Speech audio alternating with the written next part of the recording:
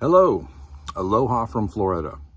My name is Keith Cameron Smith, for those of you who don't know me. But first things first, you never step on another man's stage or platform without acknowledging them and saying thank you. So, Greg, thank you for this opportunity. Thank you for the invitation to be here and share our perspective of the earth, our perspective of creation. I know that Dean and David and Austin and Dean's PhD friend and Tim, I know they will do a great job representing our observable reality. So I'm not going to get deep into the proofs for flat earth, the many, many thousands of them. I'm just going to share my testimony, my experience of how I got into flat earth and my journey over the last about 7 years now. It started for me in 2017. A Navy pilot came into my place of business, and through the sales process and building rapport and asking him questions about himself, he told me that he had been flying in the Navy for 5 years in Antarctica. And I said, you probably have some stories you could tell, huh? And he said, you have no idea, and kind of smirked at me. I said, what do you mean? He said, I'll just tell you that Antarctica is not what they teach you it is in school. It's not an ice continent on the bottom of a ball. So that sparked a very interesting conversation, a conversation that actually changed the course of my life. I went to YouTube, which is where he told me to go look. In 2017, you could find a lot of good things. You could find a lot of good channels, content creators for Flat Earth. Today, the algorithm has changed. You have to know exactly where to go look. I'm going to give you some places to go look. You have to type it in exactly, and then you have to click on videos to see all that content creator has. So the idea that the earth being flat was new to me. Here I am, my whole life. At the time, I guess I was 46 years old or so. I'm 52 now. And I thought, really? The earth can't be flat. There's no way. So I started looking into it. I watched some of the documentaries from back then, like ODD TV and Sean Hibbler and the Truth Does Not Fear Investigation, Part 1 and Part 2. Those are excellent.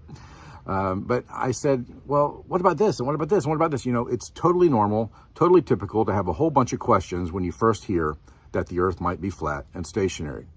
So I went and I listened to all of the overpaid pseudoscience priests like Neil deGrasse Tyson and Brian Cox and Michelle Thaler and different people that are pumped up and promoted by the algorithms to try to keep people away from flat earth and tell everybody that flat earth is just stupid and archaic and blah, blah, blah, blah, blah. I listened to all of them, all the big ones anyway. And after a while, it became obvious. It became crystal clear that what they were claiming had zero evidence in reality. Claims without evidence. That is the pseudoscience community of today. If you believe the earth is a spinning wet rock in outer space, after almost 7 years of research personally and teaching this for the last 4 or 5 years now, the only thing you have is blind faith in pseudoscience nonsense. You don't have even 1 ounce of empirical, observable, measurable, repeatable evidence for the globe. It doesn't exist. The heliocentric hypothesis is a scientific absurdity. So my research led me to other people like David Weiss and some of the podcasts you did back then, David. You're a patient man. I don't know that I could put up with some of those globe trolls like you did, but they were educational for me. Another one was Ben of Taboo Conspiracy. You know, it's weird because Ben has a Juris Doctorate and 2 master's degrees. Another person I learned from was Eddie Allen Carr of the Flat Earth Banjo USA Japan channel. He's also the author of 16 emergency landings proving flat earth. He has a master's degree in emergency management and all the things he had to learn and study to get that master's degree. You know, this accusation that flat earthers are stupid and broke and live in their mama's basement, it's the opposite. Just like the earth is not spinning and it's not curved, the opposite is it's flat and it's stationary. This accusation that flat earthers are stupid is the opposite. Flat earthers are some of the most intelligent, smart, independent, critical thinking people I have ever met. I'm one of them. I'm not the smartest guy in the world, but I'm certainly not stupid. I'm an author. I have books by major publishing companies selling in many countries and languages around the world. I used to travel and fly almost every week somewhere teaching at a business event or a church. I've been in many churches, even churches like Greg's. But I gave all that up. 2017, my wife and I had more and more children. I've been married 25 years now. My wife and I have 7 children together, and we're busy working and paying for their food and their clothes and their shelter, which they live in a really nice place. But I gave all that up and I just started working and raising my family. And then flat earth hit me. I mean, we call it being flat smacked sometimes. It hit me. It smacked me upside the head. And that conversation with that Navy pilot really did change the course of my life. And I started learning from these guys. And I recommend those guys I just mentioned to you. If you don't know who they are, check them out. Check out the work, the countless hours of work they put into it. I learned a lot of good things from them. And then I guess about almost 2 years ago now, I met Vika Drazev. He is the creator and director of the documentary Flatten the Curve, with many commercial and military pilots, as well as other professionals like aeronautical engineers, merchant marines, the guys who navigate submarines, all proving with real-world applications that the Earth is flat and stationary. I started going on Vika's podcast, and after, this was maybe a year and a half ago now, after a few months, Vika said, guys, I got another idea for another documentary. Hey, squirrel. Squirrel.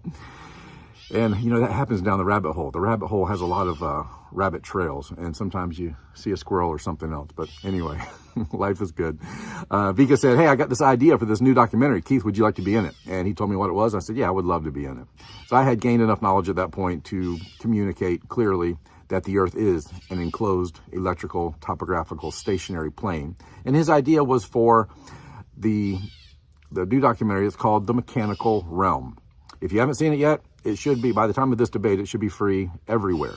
It is about the Antikythera mechanism, this little device, this little machine that is allegedly, according to science, 2,000 years ago. But science is confused. Isn't it funny that they're always caught off guard? They're always surprised. They're always confused. We don't understand. Maybe because your beliefs are wrong. Maybe because your beliefs are blatantly false. But the science community says this little shoebox device, this machine, shouldn't have existed 2,000 years ago. Clockwork devices and intricate gears and pulleys and pins and slots and coaxial shafts, all that didn't exist 2,000 years ago. That didn't come in until the 1400s or 1500s. How did the Greeks have this? I don't know. But if the historical narrative is true, which you'll find out as you research more about reality, you've been lied to about history just as much as you've been lied to about geography and astronomy. So this little device is a geocentric, flat and stationary device, a geocentric, flat and stationary realm machine created allegedly by the Greeks, who shouldn't have had this technology. But not only did they have the technology to build this little shoebox device that you can crank up and you can perfectly watch the movement of the heavenly luminaries above us, they had the software to put into this hardware. They had the knowledge to put into this machine of how everything in the sky above us works and still works today. So that is, the whole documentary is mostly about the Antikythera mechanism. We go into a few other subjects, but check that out. That's part of the learning for everyone who is into the researching reality for yourself instead of trusting the government indoctrination camps. I asked a group that I admin on Facebook. I admin several different groups and moderate several of them, hundreds of thousands of people. In one of the big groups, I said, hey, what has the knowledge of flat Earth done for you? Would you share that with me? Hundreds and hundreds of answers came in. There were 3 answers that came up repeatedly. They said the knowledge of flat Earth has given them more peace of mind, a greater sense of freedom, and a closer connection to our Creator. When I heard that, I just dove all in even more and said, that's worth promoting, that's worth teaching, that's worth learning about, and I have. Now, there's other things I'm studying now with history and archaeology and the ancient architecture that's everywhere across the surface of our flat and stationary Earth. That's an interesting subject too. But think about those 3 answers. That people who have come to the knowledge, not a belief of maybe, kind of, yeah, maybe the Earth is flat. No, a knowing. Flat Earth is not a belief. Flat Earth is a knowing. Knowing the Earth is flat and stationary gives people more peace of mind, a greater sense of freedom, and a closer connection to our Creator. The truth sets you free. Lies put you into bondage. Truth feeds your faith. Lies feed your fears. Truth creates life, and lies destroy it. The globe is a lie. Flat Earth is truth. The truth of the Bible, the truth of science, of real science, true science, today in this day and age, everything that is truly observable, measurable, and repeatable, all confirms that the Earth is flat and stationary. So for those of you who are new to this, welcome to Flat Earth. For those of you who have been into it a while, keep going, keep questioning everything. Have a good one. Have a great time. God bless. Don't waste any more time. Visit my Linktree now and order the book 16 Emergency Landings Proving Flat Earth. Visit my online store now and order the awesomely enhanced new Gleason's map. Order them now before they start rewriting our history. This is a quote from the book 1984 by George Orwell. Every record has been destroyed or falsified. Every book rewritten, every picture has been repainted.